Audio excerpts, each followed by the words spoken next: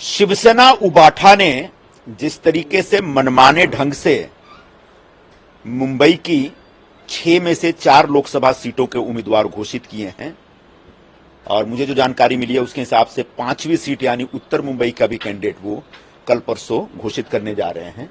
इससे कांग्रेस के कैडर में भयंकर नाराजगी है। कांग्रेस का नेतृत्व जो मुंबई का है वो बहुत ही चिढ़ा हुआ है और उसकी वजह से कांग्रेस का जो वोटर है वो भी नाराज रहेगा। ऐसे में सबसे पहले मैं तो अपने शीर्ष नेतृत्व से यह मांग करूंगा कि निश्चित तौर पर कांग्रेस के शिवसेना के इस फैसले के खिलाफ उनको एक भूमिका लेनी चाहिए। दूसरी बात यह है कि शिवसेना ने जो उत्तर पश्चिम मुंबई में, जहां से मैं दावेदारी मजबूती के साथ करके खड़ा था, वहां से जो उम्मीदवार दिया गया था वो व्यक्ति कोविड के जमाने में जो माइग्रेंट लेबर्स थे मुंबई के, उनके लिए जो एक मुफ्त भोजन खिचड़ी खिलाने का जो स्कीम था, उस स्कीम में उसने दलाली खाई है कॉन्ट्रैक्टर से, सप्लायरों से। ये मैं नहीं कह रहा हूं, इन्फोर्समेंट डायरेक्टरेट इसकी जांच कर रही है और मैंने सुना है कि आज भी ईडी की तरफ से उसको समन भेजा गया है। तो ऐसे खिचड़ी चोर को शिवसेना जबरदस्ती उम्मीदवार बना रही है, उससे कांग्रेस के लोगों का मन बहुत आहत है। मैं भी नाराज हूं। मुझे बड़ा दुख होता है कि हमारे जो नेगोशिएटर थे, जो शिवसेना के साथ, एनसीपी के साथ सीट शेयरिंग वाली मीटिंगों में बैठा करते थे, उन्होंने भी कांग्रेस की भूमिका को शायद बहुत मजबूती से नहीं रखा। हालांकि आज मैंने देखा हमारे एक नेगोशिएटर ने कहा है कि शिवसेना को रीथिंक करना चाहिए। एक दूसरे नेगोशिएटर जो हमारी मुंबई की नेता है, उन्होंने भी कहा है कि यह गलत है।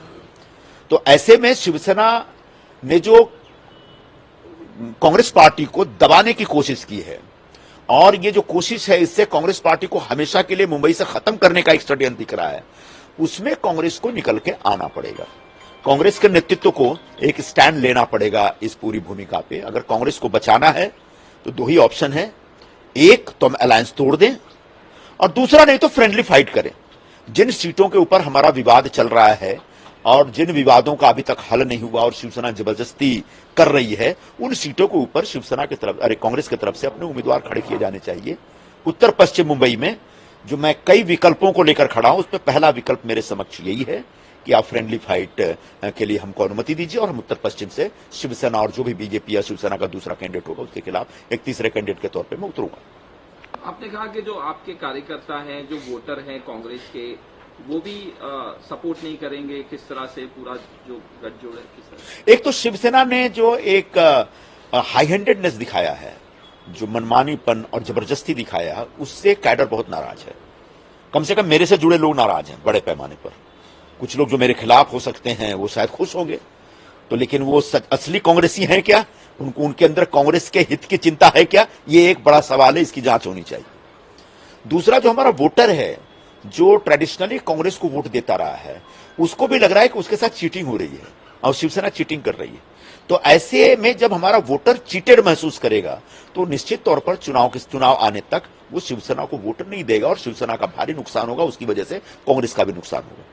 सर, आपने 1 हफ्ते का अल्टीमेटम दिया कि 1 हफ्ते तक का मैं टाइम देता हूं, उसके बाद मेरे लिए विकल्प खुले हैं और आप देखिए 1 हफ्ते के बाद क्या होता है। क्या कहना चाहिए? मैं निश्चित तौर पर चाहता था कि जो हमारा नेतृत्व है वो मुझसे इस विषय पे बात करे और जो भी इसके अलग अलग एस्पेक्ट हो सकते हैं उसके ऊपर मुझसे चर्चा करे और रास्ता बताए। लेकिन पिछले 10 दिनों में तो कोई बात नहीं हुई है और उससे पहले भी जो बात हुई वो बहुत ही उड़ती उड़ती बात हुई है। कोई बहुत कॉन्क्रीट बैठ करके इन विषयों के ऊपर विस्तार से कभी चर्चा ही नहीं हुई है। तो शायद नेतृत्व की इच्छा नहीं है कि इस विषय पर चर्चा करे।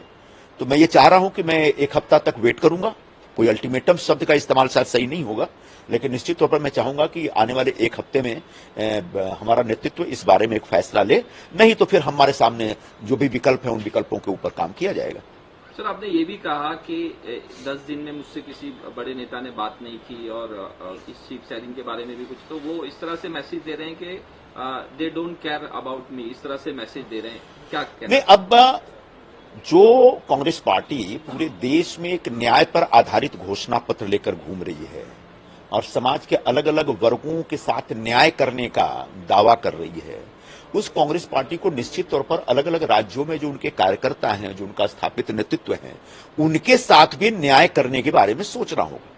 मैं 5 वर्षों से चुनाव हारने के बाद लगातार इस क्षेत्र में काम कर रहा हूं। लीडरशिप को पता है कि मैं यहां से चुनाव लड़ना चाहता हूं, और मैं कोई ऐसा नहीं कि कोई जूनियर कार्यकर्ता हूं या फिर मैं एमपी नहीं रहा हूं या एमपी होने के लायक नहीं हूं या एमपी चुनाव लड़ने के लायक नहीं हूं, ऐसा भी नहीं है। तो जब मैंने आग्रह रखा है तो निश्चित तौर पर गंभीरतापूर्वक इस विषय पर बात करनी चाहिए थी, लेकिन जिस तरीके से बात नहीं की गई, ऐसा लगता है कि हमारे शीर्ष नेतृत्व को, मेरा ही नहीं, जो अलग अलग राज्यों में जो एक लीडरशिप बैठा हुआ है, स्थापित नेतृत्व, जिनको पार्टी ने स्थापित किया है, जो कार्यकर्ता बैठे हुए हैं, जो पार्टी का झंडा लेकर के दिन रात भटकते रहते हैं, उनकी कोई चिंता ही नहीं है। तो अगर आपको उनकी कोई चिंता नहीं है तो निश्चित तौर पर ये पार्टी के लिए आने वाले दिनों में एक बहुत ही खराब संकेत दे रहा है। सर, देखा गया हो गया एक लास्ट देखा गया है कि मुंबई में जो कांग्रेस के नेता हैं उनमें आप सब में खुल के बात करते हैं और साफ सीधी बात करते हैं। आपकी बात करने के बाद और भी जो कांग्रेस के नेता हैं, जैसे वर्षा गायकवाड़ हो गए और जो छोड़ के गए, उन्होंने भी ट्वीट करके अपनी अपनी बातें रखी कि इस तरह से कांग्रेस के साथ नहीं होना चाहिए। क्या कहते हैं बाकी जो नेता हैं उनकी? सारे नेताओं को अगर इस बात की समझ है जो मैं कह रहा हूं और उनको एहसास है कि मैं सही कह रहा हूं, तो ये बहुत अच्छी बात है। और मैंने जैसा कि बताया कि कांग्रेस का जो पूरा मुंबई का कैडर है वो शिवसेना के इस बदतमीजी से नाराज है। बगैर अंतिम राय बने आप अपनी अपनी सीटों पे एक उम्मीदवार अनाउंस कर देंगे, बगैर कांग्रेस के साथ सहमति बनाए, तो निश्चित तौर पर इससे एक पूरा जो लीडरशिप है हमारा मुंबई का और जो कैडर है बहुत आहत है, नाराज है, और इसकी सजा और इसका जो झटका है वो शिवसेना को लग सकता है।